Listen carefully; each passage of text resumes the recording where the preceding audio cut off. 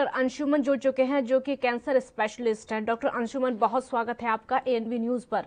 और डॉक्टर अंशुमन, पहला सवाल मेरा ब्लैक फंगस को लेकर ही होगा और सबसे पहले देश को बताइए आप क्या कहेंगे, क्योंकि इस समय टेंशन है लोगों में, एक तरफ कोरोना की और दूसरी तरफ ब्लैक फंगस की। कैसे कैसे इससे लोग बचें, क्या क्या सिम्टम्स इसके हो सकते हैं? जी, ब्लैक फंगस मींस काला फफूंद। टेक्निकली इसको कहते हैं म्यूकरमाइकोसिस। आम डॉक्टर के लिए और आम जनता के लिए तो बिल्कुल नई बात है। आम डॉक्टर के लिए हो सकता है अनजाना, एक पहेली सी चीज हो, लेकिन मैं कैंसर एक्सपर्ट हूं। हमारे कैंसर के मरीजों में काफी कॉमन समस्या ही होती है, क्योंकि इम्यूनिटी जब डाउन होती है कीमोथेरेपी के बाद, तो इस म्यूकरमाइकोसिस की समस्या आती है जी। और हम लोग उसको रोकने के भी तरीके निकाल चुके हैं कि कैसे क्या इंतजाम करें कि हमारे मरीजों में ब्लैक फंगस का इन्फेक्शन कम से कम हो। इसको समझने की जरूरत है ब्लैक फंगस कहां से आता है। जैसे आप जानते हैं वायरस है, बैक्टीरिया है, उसी तरह से फंगस भी एक जीवाणु और विषाणु जैसी चीज है जो आप नंगे आंखों से आपको नहीं दिखता है। ये फफूंद है।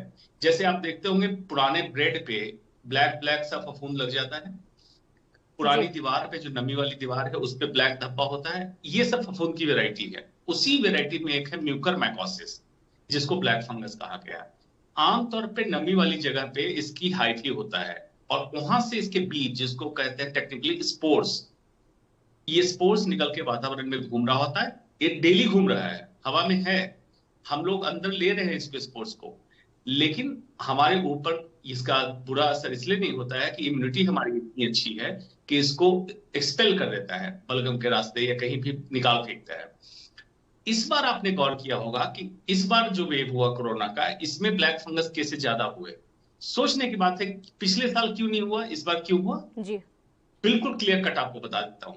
इस बार ओवर द काउंट प्रिस्क्रिप्शन, आप भी काजल देख रही होंगी कि आपके व्हाट्सएप पे एक एलोपैथिक प्रिस्क्रिप्शन घूम रहा है, जो सभी लोग कोरोना के मरीज माइल्ड सिम्टम में भी खरीद के दवा खा रहे थे, जिसमें एजिथ्रोमाइसिन, डॉक्सीसाइक्लिन, आइवरमेक्टिन और मेड्रोल जैसी दवाइयां थी। मेड्रोल स्टेरॉइड है। स्टेरॉइड का अत्यधिक इस्तेमाल इस बार हुआ और इम्यूनिटी लो हो गई, सप्रेस हो गई और ब्लैक फंगस घर कर गया। एंटीबायोटिक के अत्यधिक इस्तेमाल से ब्लैक फंगस घर कर जाता है और कोविड इटसेल्फ इम्यूनिटी को डाउन करता है। तो तीन चीजें मार गई और ऊपर से अगर उस मरीज को डायबिटीज की समस्या रही तो चौथी प्रॉब्लम, तो ब्लैक फंगस का इंसिडेंस इस बार बढ़ गया। ये वातावरण में ऑलरेडी रहता है, हर समय रहता है, लेकिन आपको असर नहीं कर रहा था। इस बार सिर्फ असर करने लगा क्योंकि एंटीबायोटिक स्टेरॉइड का ओवर यूज हुआ और अनइंडिकेटेड यूज हुआ, और कुछ डॉक्टरों ने भी अनइंडिकेटेड यूज किया। मरीजों ने तो किया ही किया ओवर द काउंटर, लेकिन डॉक्टरों ने भी अत्यधिक इस्तेमाल किया, इसलिए केसेज इस बार बढ़े हैं। और रिसेंटली कल पटना से रिपोर्ट हुआ है 4 केसेज व्हाइट फंगस। उसके बारे में भी बता दूंगा आगे कि व्हाइट फंगस भी कोई अननोन एंटिटी नहीं है, कैंडिडा अल्बिकेंस है, उससे घबराने की जरूरत नहीं, वो भी रोकने लायक बीमारी है, रोकी जा सकती है। जी। ब्लैक फंगस और वाइट फंगस दो चीजें इसकी बताई जा रही है। ब्लैक फंगस के कहाँ पर ये हो सकता है? शरीर के अंग पर हम क्योंकि देख रहे हैं कि आंखों के नीचे हो रहा है, या फिर फेस पर कहीं भी हो सकता है, या फिर इसके अलावा किसी और अंग पर भी हो सकता है? और वाइट फंगस जो है वो कहाँ पर हो सकता है? जी, ब्लैक फंगस नाक के रास्ते इसके स्पोर्स पहुंचते हैं। स्पोर्स मतलब इसके छोटे छोटे बीज जो जाके पनपने लगते हैं। तो नाक में हो सकता है, नाक के बगल के हिस्से को कहते हैं साइनस, जिसमें साइनोसाइटिस की प्रॉब्लम आप सुनते होंगे, साइनस में हो सकता है। तो इसको आप नाक, साइनस, उसके ऊपर पहुंचता है आंख में, तो जिसको कहते हैं ऑप्थेल्मिक फंगस। और उसी से नाक के रास्ते एक जगह होती है हड्डी में, जहां से आप जब श्वास लेती हैं तो कोई भी चीज स्मेल करती हैं, उसको कहते हैं क्रिप्रिफॉर्म प्लेट। उसी रास्ते ये ब्रेन में पहुंच जाता है। तो ब्रेन में हो सकता है, तो ब्रेन, आंख, नाक, साइनस, और एक होता है पल्मोनरी, मतलब फेफड़े में हो सकता है। अब कैसे आप पहचानेंगे? जी। आपने स्पोर्ट्स अंदर ले लिया, कोविड से रिकवरी हो गई है, यूजुअली 2 से 3 हफ्ते लगता है इस फंगस को ग्रो करने में। और नाक से, खास करके एक नाक से अगर नजला होने लगे, काले या लाल रंग का पानी निकल रहा हो, तो हो सकता है ब्लैक फंगस आपका घर कर गया है। जांच कराइए, उसमें दिख जाता है कि आपके म्यूकरमाइकोसिस ग्रो कर रहा है।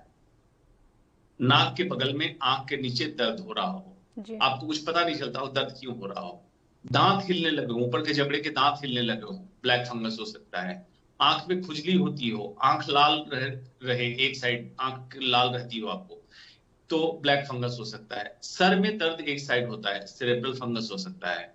कोविड रिकवरी के बाद 2 से 3 हफ्ते बाद फिर से खांसी शुरू हो जाए या बुखार आने लगे, फेफड़े का ब्लैक फंगस हो सकता है। ये जगह है ब्लैक फंगस की। व्हाइट फंगस, जिसको कैंडिडा एल्बिकेंस कहते हैं, वो आपके मुंह में हो सकता है। उसका कारण भी वही है, स्टेरॉइड, डायबिटीज, एंटीबायोटिक का अत्यधिक इस्तेमाल, यही कारण व्हाइट फंगस का भी है। मुंह में होता है, जिसको ओरल थ्रस्ट कहते हैं। फूड पाइप में हो सकता है, जिसको इसोफेजाइटिस कहते हैं, कैंडिडल इसोफेजाइटिस। किडनी में हो सकता है, या कभी कभी डिसेमिनेटेड कैंडिडियासिस, मतलब पूरे शरीर में फैल जाता है कैंडिडा एल्बिकेंस, जिसको कहते हैं डिसेमिनेटेड कैंडिडियासिस, जो घातक हो सकता है, जानलेवा हो सकता है। तो हमारी कोशिश क्या होनी चाहिए? मुंह के अंदर अगर सफेद धब्बा हो, खास करके कॉटन रुई जैसा चिपका हुआ हो, हटता नहीं, और वहां पे आपको जलन होती हो खाने में, तुरंत डॉक्टर को दिखाएं, चेक करेगा, ये व्हाइट फंगस हुआ है, दवा दी जाएगी, खत्म हो जाएगा। ब्लैक फंगस हो या व्हाइट फंगस हो, शुरुआती स्टेज में हम रोक सकते हैं, उसके बाद अर्ली पकड़ सकते हैं, दवाओं से इलाज हो जाएगा। लेकिन जब ये बहुत ज्यादा फैल जाता है तो जानलेवा हो जाता है, और ब्लैक फंगस में बचाने के लिए हमें कभी कभी ऑपरेशन करना पड़ता है, जैसे आंख निकालना पड़ता है, या जबड़े का ऑपरेशन करके जबड़ा निकालना पड़ता है, फिर एंटी फंगल दवा चलानी पड़ती है। वो कॉम्प्लिकेटेड हो गया। हमारी कोशिश होनी चाहिए कि इसका प्रिवेंशन, रोकथाम कर ले, या अर्ली इसको पकड़ ले।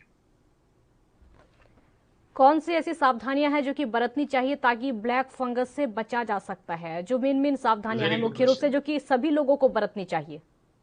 Very good question. पहली सावधानी, ओवर द काउंटर मेडिसिन आप लेके ना खाएं। कोरोना हो भी गया हो, लक्षण के हिसाब से और आपके कंडीशन के हिसाब से डॉक्टर को डिसाइड करने दे।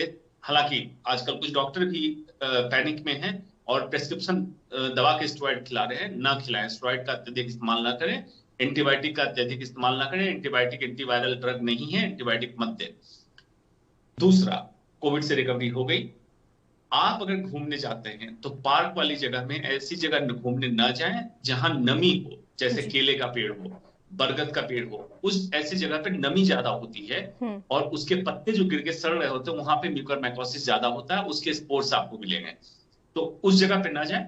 और अदरवाइज ओपन एयर में जब जाते हैं घूमने तो मास्क का इस्तेमाल जरूर करें, पूरी तरह से नाक और मुंह को कवर करके, कि स्पोर इसी रास्ते आपके अंदर जाता है। और जैसे मैंने लक्षण बताया, उनमें से कोई भी लक्षण हो तो तुरंत डॉक्टर को दिखाएं। यही तरीका है आपको प्रिवेंशन का और अर्ली डिटेक्शन का, और उसको हम ठीक कर सकते हैं जी। घर में जिनको रहना है उनको ये है कि सुबह के समय घर की खिड़की, घर के दरवाजे खोल दें, वेंटिलेट होने दें, और धूप आने की जगह हो तो धूप आने दें, ताकि नमी न रहे। नमी रहने पे ही ब्लैक फंगस ग्रो करता है। ये कुछ सावधानी की जरूरत है, ऐसी डरावना कुछ नहीं है इसमें। जी डॉक्टर अंशुमन, क्योंकि डर लोगों को लग रहा है, और सबसे बड़ी बात यह है कि अब सुनने में ये आ रहा है ज्यादातर लोगों में कि जिन लोगों को कोविड हुआ है, अगर वो ठीक हो जाते हैं तो उनको हो सकता है। क्या ये उन्हीं लोगों को हो सकता है या फिर अन्य लोगों को भी हो सकता है? बिल्कुल, किनको हो सकता है? जिनकी इम्यूनिटी लो हो, कोविड से रिकवरी हुई हो, खास करके जब आईसीयू में भर्ती रहे हों और बहुत अनगिनत दवाइयां चली हो, खास करके स्टेरॉइड चली हो, उनको हो सकता है। डायबिटीज के रोगी को हो सकता है। ट्रांसप्लांट, जिनका organ kidney transplant, liver transplant हुआ है, कैंसर के रोगी, इन्हीं 4-5 ग्रुप में ब्लैक फंगस कॉमन है। बाकी एक स्वस्थ व्यक्ति को ब्लैक फंगस नहीं हो सकता है, भूल जाइए। इसका ये मतलब है आप और मैं हर रोज ब्लैक फंगस के स्पोर्स अंदर लेते हैं, लेकिन हमें कभी पता भी चला ब्लैक फंगस का नाम? नहीं पता चला, क्योंकि हमारे अंदर इम्यूनिटी इतनी अच्छी है कि हम इसको स्पेल कर देते हैं, फेंक देते हैं।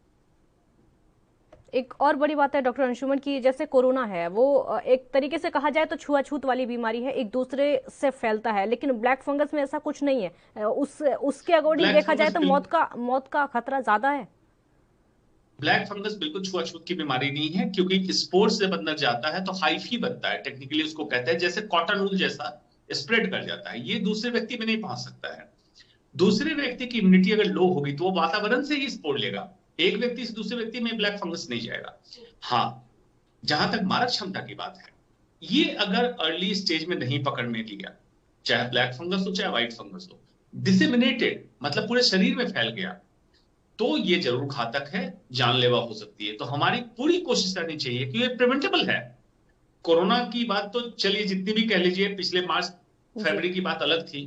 अब कोरोना के संक्रमण से हम किसी को बचा नहीं सकते हैं, संक्रमित होंगे, हमारी कोशिश होनी चाहिए जान ना जाए। जान की क्षति ना हो। लेकिन ब्लैक फंगस से हम रोक सकते हैं, प्रिवेंशन कर सकते हैं। कैसे?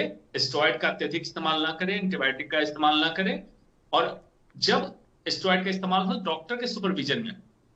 उसके अलावे आप अगर मास्क लगाते हैं, रिकवरी से, कोरोना से रिकवरी के 1 महीने बाद तक मास्क लगाते हैं, और जिन कंडीशन में डॉक्टर को लगता है कि इनकी इम्यूनिटी काफी लो है, ब्लैक फंगस इनको इन्फेक्ट कर सकता है, तो प्रोफाइलैक्टिक एंटी फंगल देने की भी बात डॉक्टर दिमाग में रखें।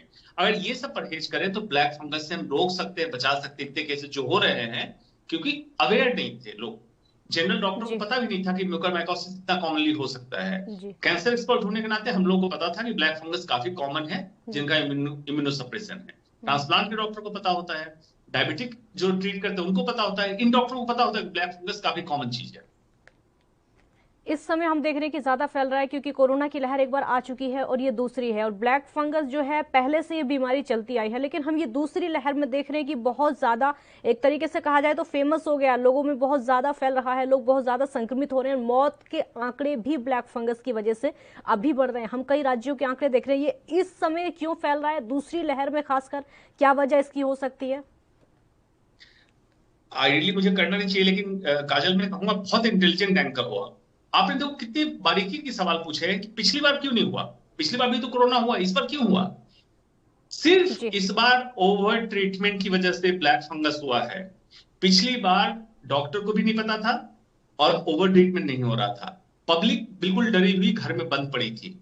इस बार क्या हुआ कि व्हाट्सएप पे प्रिस्क्रिप्शन घूमने लगे और डॉक्टरों ने ओवर ट्रीटमेंट किया है। देखो मैं बताता हूं, जो दर्शक देख रहे हैं उनको पता होगा, azithromycin, doxycycline, ivermectin, Zincovit, vitamin C और मेट्रोल, ये 6 दवाइयों का प्रिस्क्रिप्शन सबके व्हाट्सएप पे घूमा, और यहां तक हुआ है कि आरटीपीसीआर टेस्ट बिना कराए लोगों ने ये दवा खा ली, और जरूरत नहीं थी इन दवाओं की।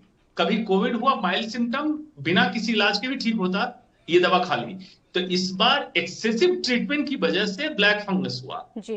कारण कोरोना नहीं है, कारण इंसानों की गलतियां हैं, डॉक्टरों की गलतियां हैं और मरीजों की गलतियां हैं। एक्सेसिव ट्रीटमेंट इस बार कारण है ब्लैक फंगस का, न कि कोरोना कारण है ब्लैक फंगस का। एक और मेरा आखिरी आपसे सवाल होगा, क्योंकि समय की भी कमी है, कि सबसे इतनी तेजी से जो फैल रहा है, अब तक हमने देखा ना तो पहली लहर में उस तरीके से था, बीमारी पहले से है लेकिन उस तरीके से फेमस नहीं हो पाई थी, अभी उभर रही है। एक डर है लोगों में बहुत ज्यादा, कोरोना का डर एक तरफ, ब्लैक फंगस का डर एक तरफ। आप एक डॉक्टर होने के नाते देश को क्या कहना चाहेंगे? छोटा सा रिएक्शन। बिल्कुल मैं कहूंगा डरने की जरूरत नहीं है, पैनिक ना करें। जो जो सावधानियां मैंने बताई है, इस वीडियो को आप सेव करें, मोबाइल में सर्कुलेट करें, और जो जो सावधानियां बताई हैं आप करें। डॉक्टरों से गुजारिश करूंगा, बेवजह स्टेरॉइड ना चलाएं, बेवजह एंटीबायोटिक ना दें। ब्लैक फंगस से आप बचा लेंगे, कोरोना से तो बचेगा मरीज। बिल्कुल, बहुत शुक्रिया डॉक्टर अंशुमन आपका इतनी सारी जानकारी देने के लिए और हमारे साथ जुड़ने के लिए। तो कोरोना की दूसरी लहर में ब्लैक फंगस का असर देखने को मिल रहा है। सबसे बड़ी बात यह है कि पहली लहर निकल चुकी है, उसमें ब्लैक फंगस देखने को नहीं मिला। बीमारी पहले से थी लेकिन इतनी ज्यादा लोगों की नजर में नहीं आई। अब जो ज्यादा दूसरी लहर में खतरा बढ़ता चला जा रहा है। खबरों में आगे बढ़ते हैं। हरियाणा के गृह एवं स्वास्थ्य मंत्री अनिल विज ने ब्लैक फंगस को लेकर कहा है कि हरियाणा में ब्लैक फंगस के 226 मामले हैं और आप